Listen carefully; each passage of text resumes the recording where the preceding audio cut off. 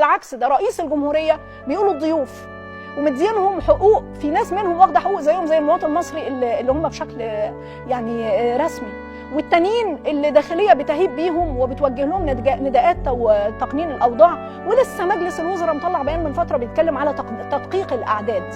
يعني احنا ده ملف اتعاملنا فيه بشرف واحترام ودفعنا ثمنه على الاصعده المختلفه، وفي اماكن معينه اتغيرت ديموغرافيتها في مصر، مناطق سكنيه كامله. فاحنا عندنا هذا الملف. لما تيجي تدخل نفسك او تدخل مصر في اشتباك عسكري مباشر بعد كل الصبر السياسي ده، هيحصل ايه في الملف ده؟ هيحصل ايه في الملف ده؟ المنطقي والطبيعي ان انا مش هسيب سكينه في ظهري داخليا.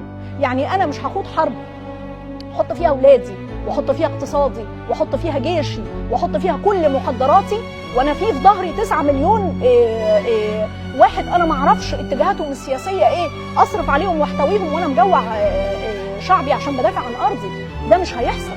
فهنوصل مرحله انك هتفتح بقى، يعني بتصور انه لو دخلت مصر حرب، من غير المنطقي ان انا افضل حاويه للاجئين، لا ده انا كمان منطقه حرب. اللي عايز يرجع بلده يرجع لو هي استقرت، واللي عايز يطلع اوروبا يتفضل.